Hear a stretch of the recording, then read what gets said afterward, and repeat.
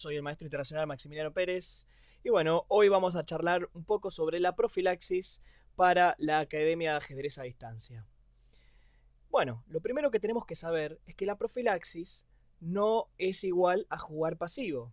Ese es un concepto que en general los jugadores de ataque tienen asimilado, ¿no? Y piensan sobre los jugadores posicionales.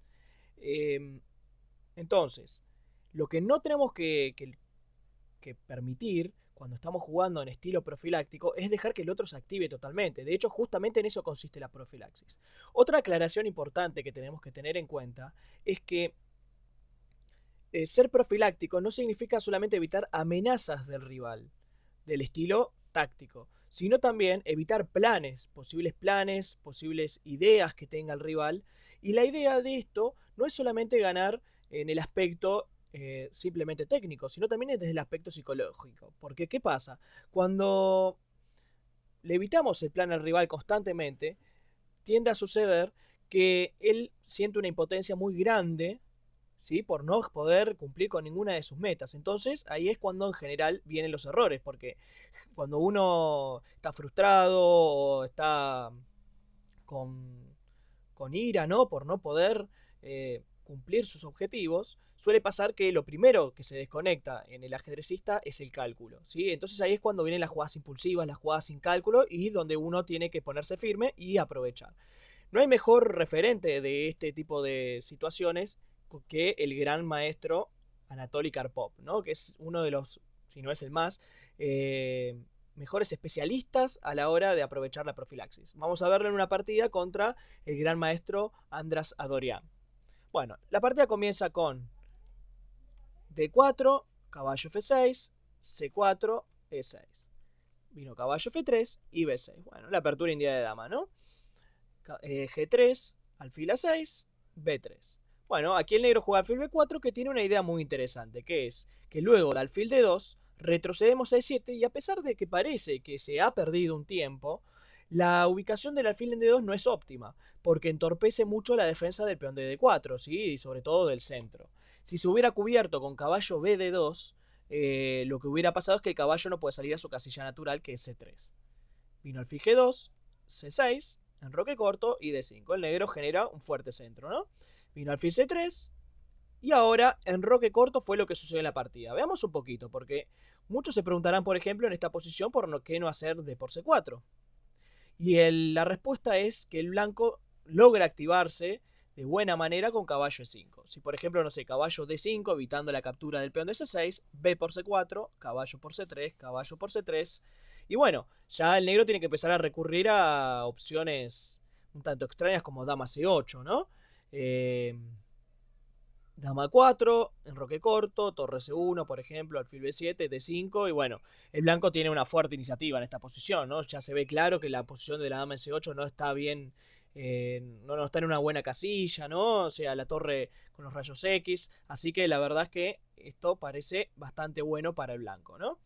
Bien, sin embargo, en vez de enroque corto, caballo B7 es lo que se está jugando últimamente, ¿no? Entonces, por ejemplo, luego caballo D2, enroque corto, torre 1, y bueno, la partida continúa, ¿no? Es un juego bastante parejo, donde el negro tiene menos espacio, pero el blanco todavía no tiene ninguna ventaja tangible, ¿no? Ok, volvamos, entonces C6, enroque corto, D5, alfil C3, enroque corto. Aquí el blanco jugó caballo 5, caballo F7, caballo por.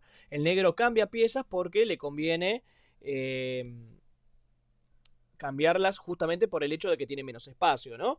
Entonces, es una buena manera de jugar con caballo D7. Vino caballo D2 y acá vino torre C8. Bien, existen varias alternativas, por ejemplo F5 es una jugada que ha empleado Anand, ha empleado Ivanchuk, ¿sí? Es una jugada bastante interesante. Se puede jugar también caballo F6, que es otra opción. Se puede jugar B5, ¿sí? Hay varias opciones. Pero bueno, en esta parte vino torre C8, que también es una de las principales. El blanco juega D4, ganando más espacio en el centro, y vino B5, ¿no? Bueno, el negro por su parte lo que busca hacer es quebrar el centro del blanco, así puede activar sus propias piezas, ¿no? Torre 1, D por E4, y acá vino alfil por E4. Bueno, actualmente se está empleando mucho más la línea con caballo por E4, así que si quieren revisar luego es bastante interesante, ¿no? Pero bueno, en la parte vino alfil por E4, B por C4, B por C4, y caballo B6. Otra línea también jugable aquí es C5. Si se debate cuál de las dos líneas es la mejor, ¿no? Pero bueno, en esta partida vino caballo B6 y C5. Bien, esta es una jugada que a simple vista parece un tanto extraña, ¿no? Por no decir mala, ¿no? A simple vista uno dice, pero ¿cómo voy a jugar ese peón ahí si genero una debilidad en la casilla de 5, ¿no? El gran tema en esta posición es que, es verdad, el negro consigue la casilla de 5, pero recuerden que en el ajedrez posicional muchas veces tenemos que ceder alguna ventaja al otro para conseguir otro tipo de ventajas para nosotros, ¿no? Entonces, el blanco, en este caso, consigue, por ejemplo, la casilla de 6, ¿sí? Que puede ser aprovechada en algún momento con un salto de caballo de 4 y caballo de 6. Restringe el alfil de casillas negras de E7.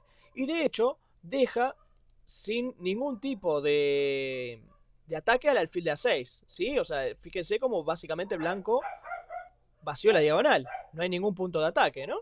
Así que esto parece que está bastante razonable para el blanco. A cambio, dejamos la casilla de 5, ¿no?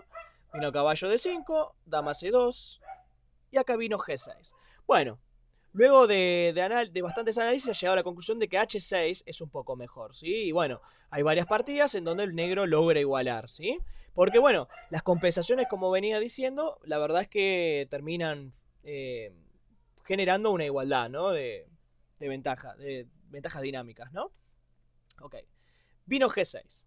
Bien, esta jugada es un tanto dudosa por el hecho de que genera un punto de contacto en H5 y al mismo tiempo debilita las casillas negras. En un principio parece que esto no puede ser tan terrible, sin embargo, al correr la partida se va a ver que bueno, sí, lo termina haciendo, ¿no? Caballo F3, alfil F6 y aquí vino caballo E5. Bueno, básicamente bloqueando al alfil de F6 para que no tenga tanta acción, ¿no? Dama C7, H4. Otra gran jugada que ya empieza a mirar en algún momento un posible ataque con H5, ¿no?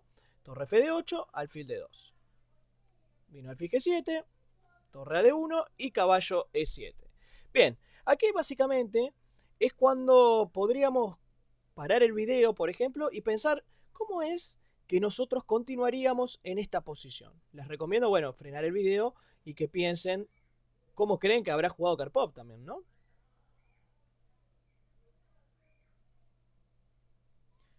Bueno, me parece muy instructiva la jugada de Karpov en este momento, que es dama C3. Aquí es cuando, por ejemplo, se ven el tema de las jugadas profilácticas, ¿no? Dama C3 tiene una idea muy interesante, que es, primero, la dama se puede activar en algún momento por F3, se puede activar por A3, pero sobre todo, evita la jugada dama 5, que es una de las jugadas que podría generar la actividad al negro.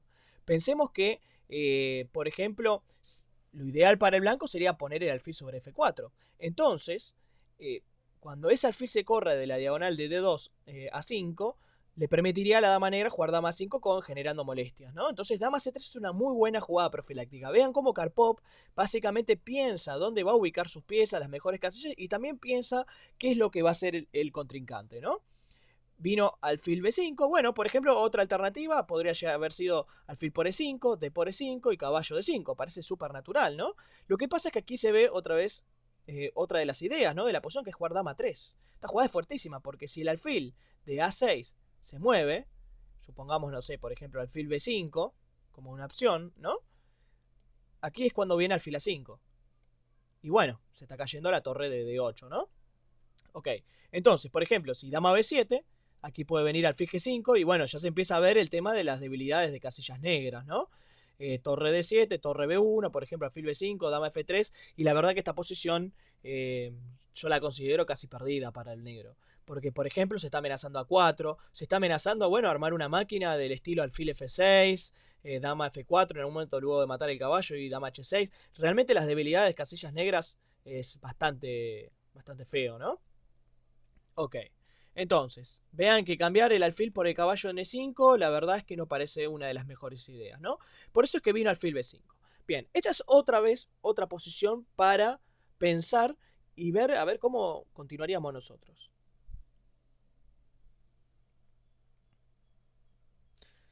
Bueno, aquí el blanco jugó alfil C2. Nuevamente fíjense cómo el blanco juega de modo profiláctico Y claro, pónganse en el lugar del negro. Me evitaron dama 5, me evitaron alfil a4, no tengo por dónde atacar. La verdad es que es una situación bastante fea, ¿no? Para el segundo jugador, porque la gran pregunta es, y bueno, ¿qué plan va a efectuar? De hecho, fíjense que por el momento con la dama en D3 y el alfil en D2 también se evitó el plan A5 o A4, avanzando el peón A, ¿no? No hay manera de moverse casi. Por eso en la partida vino caballo F5 y bueno, el blanco ahora aprovechó y jugó alfil F4, ¿no? Básicamente ocupando una mejor diagonal. Vino dama B7, A4, expulsando al alfil A6, alfil E4. Otra vez, una vez que se ha evitado el alfil A4 y que se expuso el alfil en C2 no cumplía ninguna función. Entonces, con alfil E4, básicamente, tocamos al peón de C6 para atacarlo posteriormente. Y al mismo tiempo, mejoramos la posición del alfil, ¿no? Bien, vino dama 8. Y bueno, esta es una de esas jugadas que uno, bueno, ve que no son lo mejor que nos puede pasar, podríamos decirle. Pero es que es muy difícil jugar con negras, ¿no? Está atado de pies y manos. Realmente se hace muy complicado sugerir algo para el negro. ¿Por qué? Porque Karpov le estuvo evitando todos los planes posibles. Estuvo socavando la posición jugada a jugada, ¿no? Entonces, realmente se complica bastante. Ahora, si ustedes fueran de blancas, ¿cómo continuarían la partida? Bueno, por supuesto, una vez que tenemos todas las piezas en buenas casillas, es cuando debe comenzarse un ataque, ¿no? Para explotar estas ventajas. H5, muy buena jugada, que intenta debilitar, por supuesto, la postura del rey. Vino G5, y bueno, espero que esta jugada, cuando hayan calculado H5, la hayan previsto, porque realmente es uno de los recursos que tenía el negro, ¿no? En la posición. Si no lo han hecho, les recomiendo que ahora frenen de vuelta y piensen a ver cuál es la solución. Bien, la solución que hay en esta situación es alfil por G5.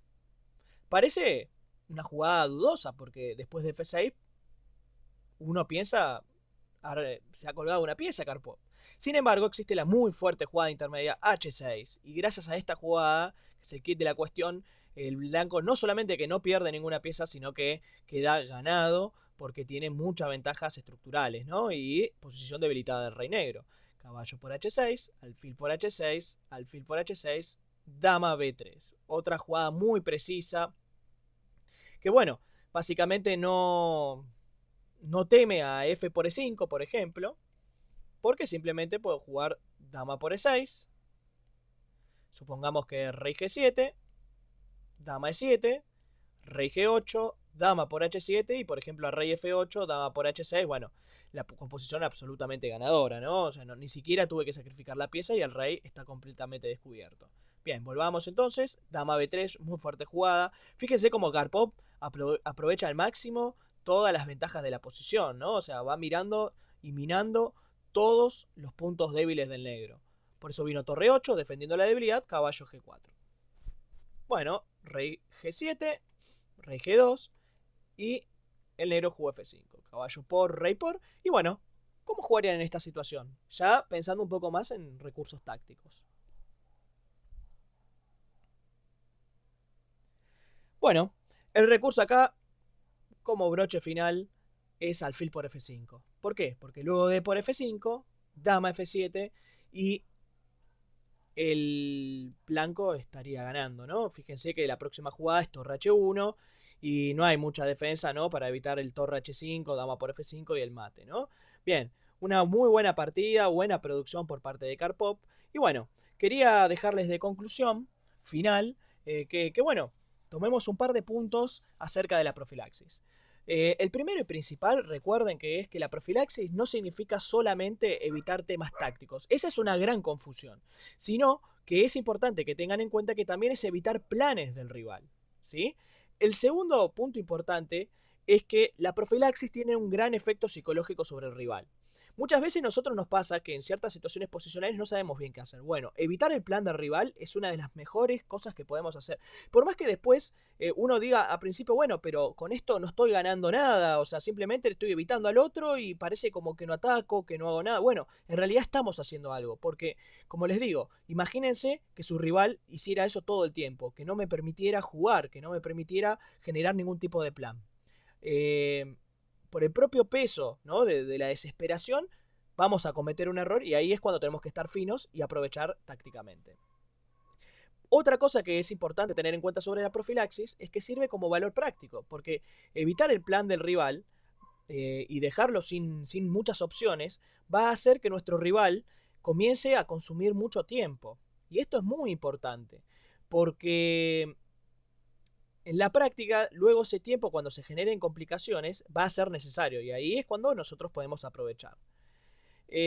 Bueno, lo otro que quería remarcarles es que vean cómo Karpov empieza el asalto final recién cuando todas sus piezas estaban acomodadas y en plena lucha. Este es un concepto importantísimo que va más allá de la profilaxis, pero también lo quería remarcar, porque si por ejemplo ustedes observan partidas de Karpov van a ver que todo el tiempo esto sucede de esa manera, ¿sí?